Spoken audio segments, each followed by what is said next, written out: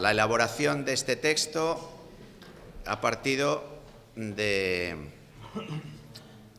diversas reflexiones con el conjunto de las delegaciones diocesanas que han hecho sus propuestas, el Consejo de Pastoral Diocesano, desde la reunión que hubo del mismo y las sugerencias que los miembros del mismo han hecho llegar, y desde ahí os presento este texto.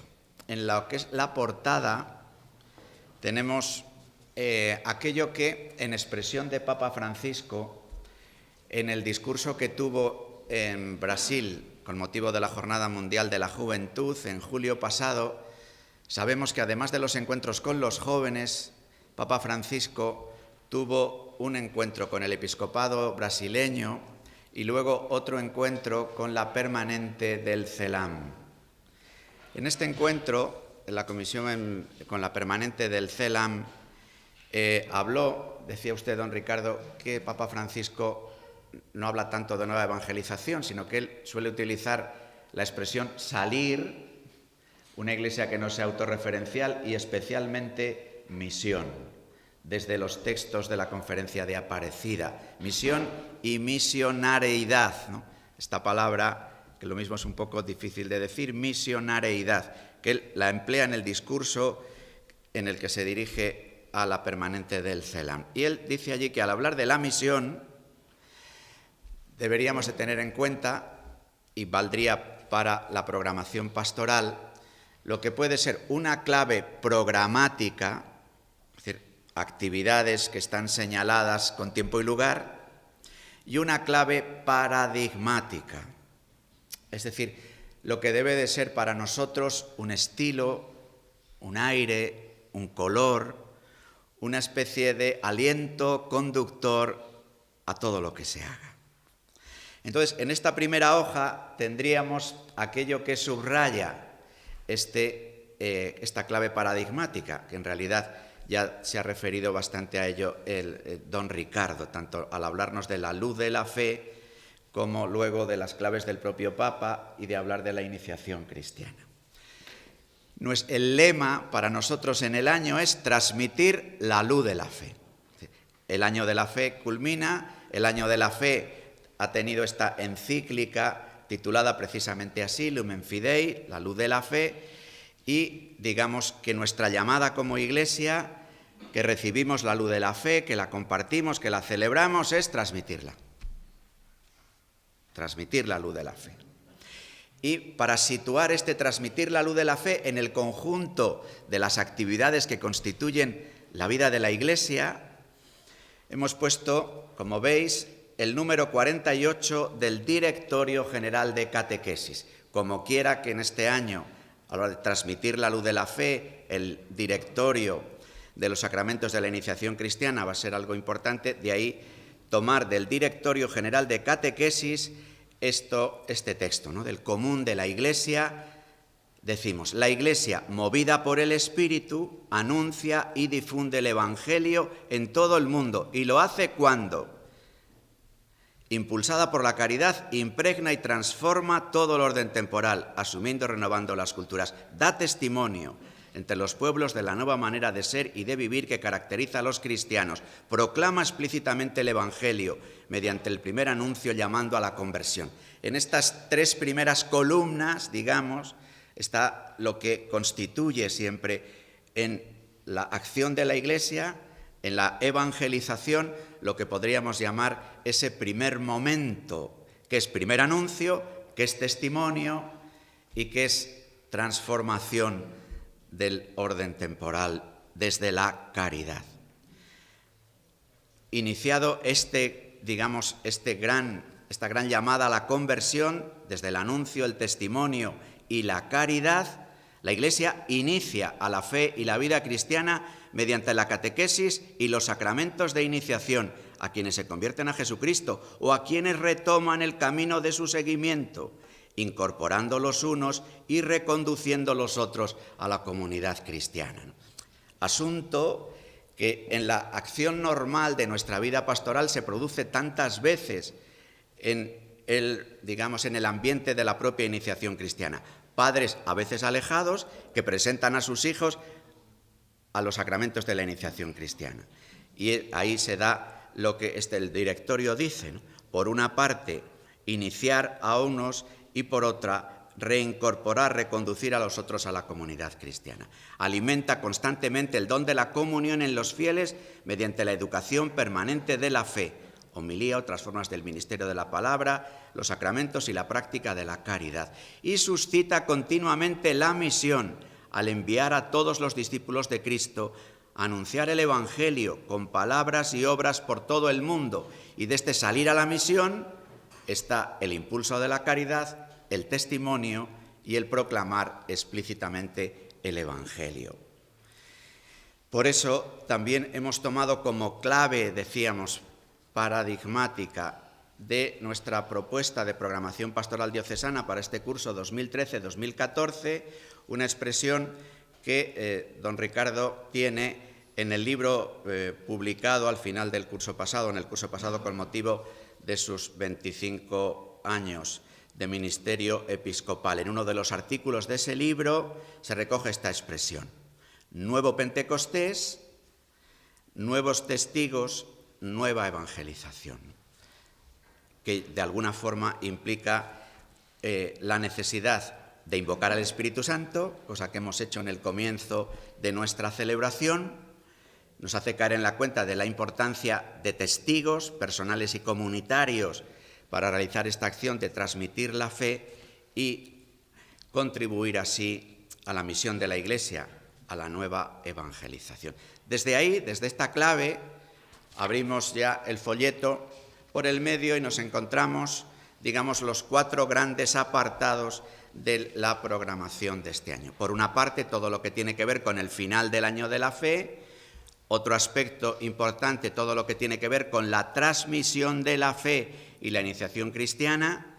Otro aspecto de la organización territorial, en definitiva, la organización de nuestra propia comunión al servicio de todo esto, y la acción caritativa y social. Especialmente en los números 1, año de la fe; 2, transmisión de la fe; 4, acción caritativa y social, que en definitiva marcan el contenido de nuestra acción pastoral.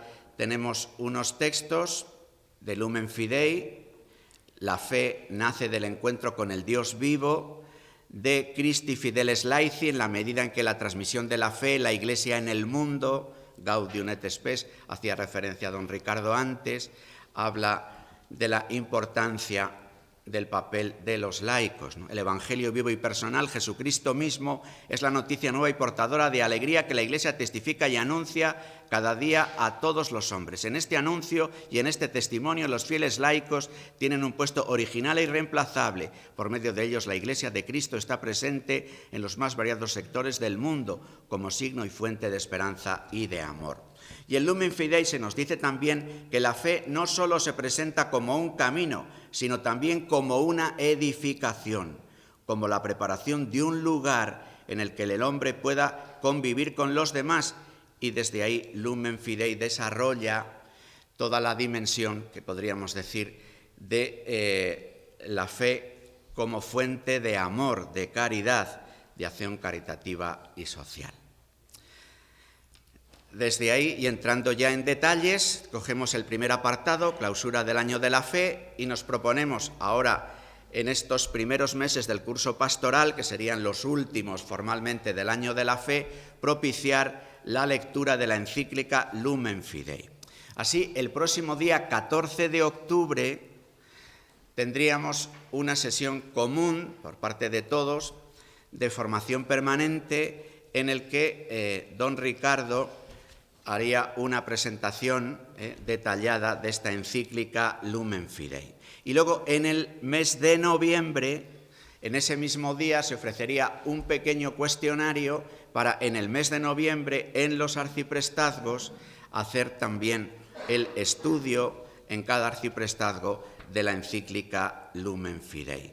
También desde ahí se hace la invitación a que en grupos parroquiales o arciprestales pudiéramos también organizar algunas lecturas o presentaciones de esta carta encíclica para las personas de nuestras comunidades. Nos puede ayudar también en este camino final del Año de la Fe y para prepararnos para la celebración solemne de la clausura del Año de la Fe, que tendrá lugar el 24 de noviembre próximo, Día de Cristo Rey. En la diócesis, ese día 24 de noviembre, a las 6 de la tarde, estaremos convocados en la catedral para hacer la celebración de la clausura del Año de la Fe y la profesión solemne del credo. Ya sabéis que a lo largo del Año de la Fe nos hemos invitado a hacer esta profesión solemne del credo en las parroquias, en la visita a la iglesia de San Andrés, en los diversos encuentros que hemos tenido a lo largo del curso, y tendríamos esta celebración final. Para ambientarnos y prepararnos a esta celebración final, esa sugerencia de lectura de Lumen Fidei, y también contaremos con los comentarios al credo que ha ido publicando don Ricardo a lo largo del curso pasado, agrupados en un libro al que él ha hecho referencia.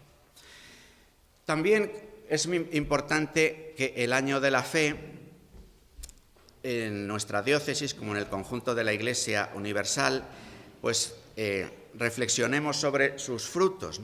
Y en ese sentido, y también tomando una expresión de Papa Francisco ahora en el discurso o en los discursos de Río de Janeiro, pero que en realidad es una expresión que él podríamos decir que llevaba en el corazón, puesto que en el encuentro de Aparecida, en el que el cardenal Bergoglio entonces tuvo un papel relevante, don Ricardo estuvo en esa conferencia y él fue relator de ese encuentro de los obispos de las iglesias de Centroamérica y de América del Sur, pues ahí se acuña la expresión conversión pastoral.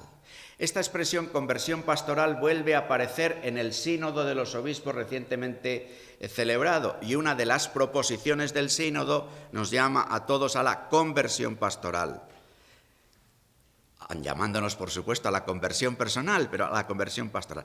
Y luego Papa Francisco, al dirigirse a los obispos del CELAN, vuelve a utilizar esta expresión y además ofrece un cuestionario con 6 preguntas, especialmente dirigidas a los obispos y a los presbíteros, para tomarnos un poco el pulso respecto de aspectos de esta conversión pastoral.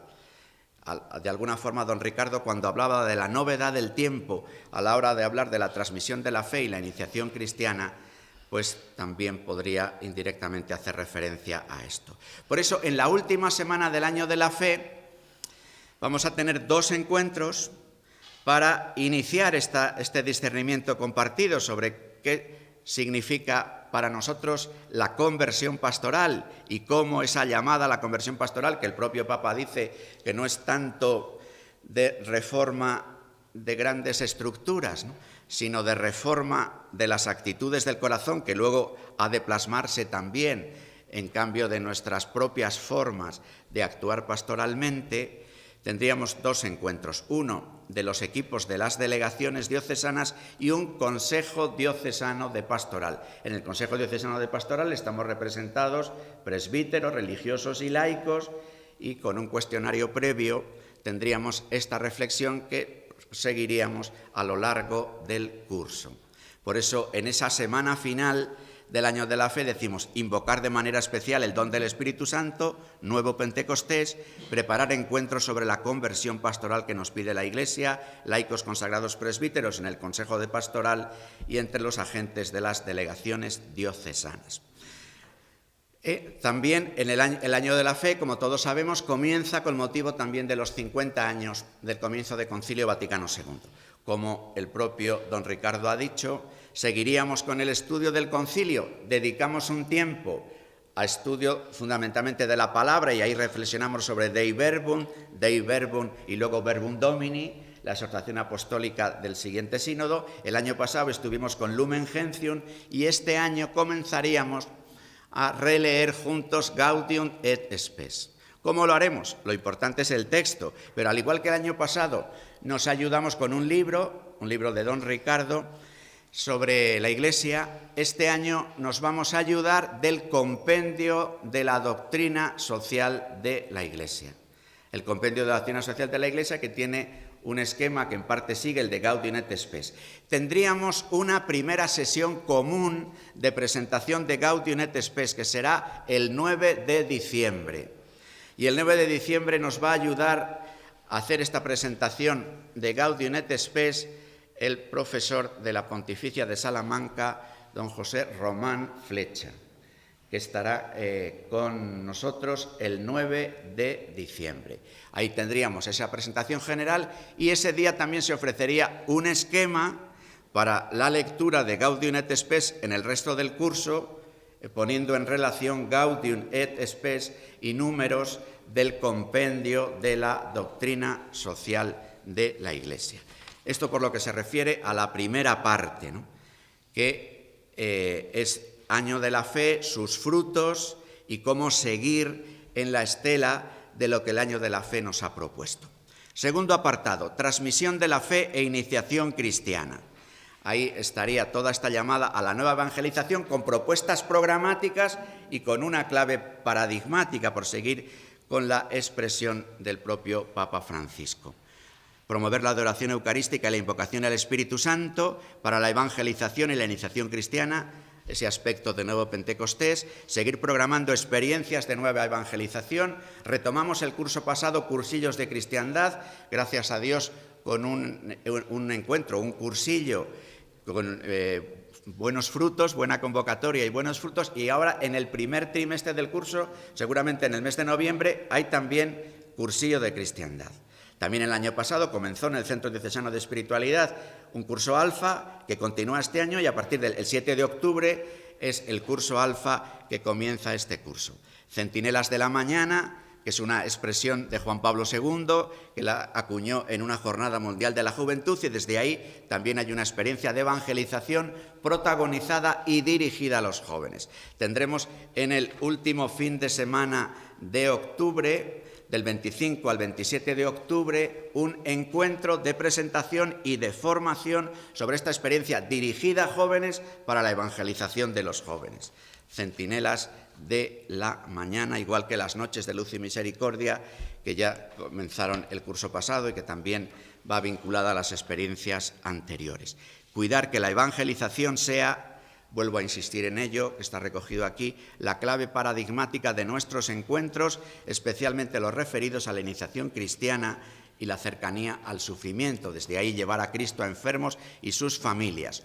Promover el testimonio y la misión de los laicos. Leíamos el número 7 de Christi Fideles Laiciantes. A través de la formación, la propuesta de formación que ya se hizo el curso pasado y que seguimos haciendo, sería doble. Por una parte, utilizar los materiales de la Casa de la Biblia, este año con el Evangelio que corresponde al ciclo A, que comenzará con el próximo Adviento, el Evangelio según San Mateo. Ya sabéis que la Casa de la Biblia, desde hace ya unos cuantos años, publica un material sencillo para estudiar un Evangelio, en este caso el Evangelio según San Mateo, habiendo también otro librito pensando en el animador del grupo bíblico. Y seguimos queriendo impulsar entre nosotros el itinerario de formación de laicos que promueve la Conferencia Episcopal a través de la Comisión Episcopal de Apostolado Seglar. Va saliendo este itinerario de formación que en su presentación, como aparece presentado en el mismo volumen, digamos lo dirigido al animador y lo dirigido a los grupos, la verdad es que en la presentación salen volúmenes muy gordos y asustan un poco, pero la verdad es que la propuesta que se hace para el grupo, una propuesta de ver, juzgar, actuar, estudiando los diversos temas que tienen un poco de fondo, Concilio Vaticano II, Catecismo de la Iglesia Católica y Compendio de la Doctrina Social, nos pueden ayudar, ¿no? Y ahí esos temas del itinerario siguen saliendo, ¿no? Se sugiere aquí, ¿no?, los diversos agentes de pastoral, catequistas, miembros de Cáritas, Pastoral de la Salud, equipos de liturgia, profesores, deberían participar en alguno de esos grupos, bien grupo bíblico, bien itinerario de formación para cultivar la fe. Es importante que pongamos el acento en la importancia que la misión tiene ahora en nuestra tierra, lo que llamamos nueva evangelización, no nos haga olvidar la misión ad gentes, la sensibilización, la cercanía, la solidaridad, con todo lo que significa la misión ad gentes de la Iglesia. Y luego, en este mismo apartado, lo que se refiere a la puesta en marcha del directorio de los sacramentos de la iniciación cristiana. En la presentación, favorecer encuentros arciprestales con los consejos de pastoral parroquial, con catequistas, promover la formación de catequistas. Seguramente no está confirmado aún el encuentro de arciprestes de Villagarcía del próximo marzo y, por consiguiente, la preparación anterior esté dedicado a los catequistas y a la formación de catequistas, precisamente con los rasgos del momento actual, ¿no? Y la importancia de la iniciación cristiana. También es probable que en la primera mitad del curso aparezca el Catecismo Testigos del Señor, dirigido a adolescentes y jóvenes, que continúa el Catecismo Jesús es el Señor, en ese deseo de la Iglesia. Cuando se publica el Catecismo de la Iglesia Católica hace 20 años, llevamos para el 21, se dice que ese catecismo ha de ser luego aplicado en catecismos nacionales o regionales adecuados a la edad. Así salió Jesús es el Señor, saldrá ahora Testigos del Señor y quizás salga en su día un catecismo de adultos. Favorecer la colaboración de parroquia, escuela y familia, ya lo decía antes don Ricardo, en la transmisión de la fe. Todos somos necesarios en esta tarea. Y así también cuidar especialmente la Eucaristía del domingo y el sacramento de la reconciliación, como celebraciones que en el propio camino de la iniciación cristiana tanto nos ayudan y tanto pueden ayudar al pueblo de Dios. La evangelización de los jóvenes, dar un impulso creativo a la pastoral juvenil y vocacional, ¿no? Antes hacía referencia a un aspecto de evangelización de los jóvenes, las propias propuestas en pastoral vocacional que desde aquí, desde el seminario, se nos van a hacer a lo largo del curso. Algunos de los pequeños encuentros están situados en el calendario. Avancemos. Tercer apartado, la organización territorial.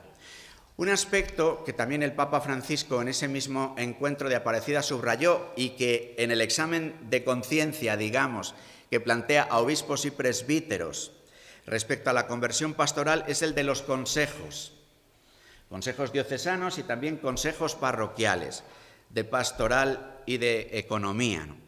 Impulsar los consejos parroquiales de pastoral y de economía para que se transformen en equipos parroquiales de evangelización. Primer dato, que los consejos existan. El propio Papa, en la intervención que tiene con los obispos, dice: bueno, yo les reconozco a ustedes que en la diócesis en la que yo estaba, diócesis de Buenos Aires, en la mitad de las parroquias no había consejo.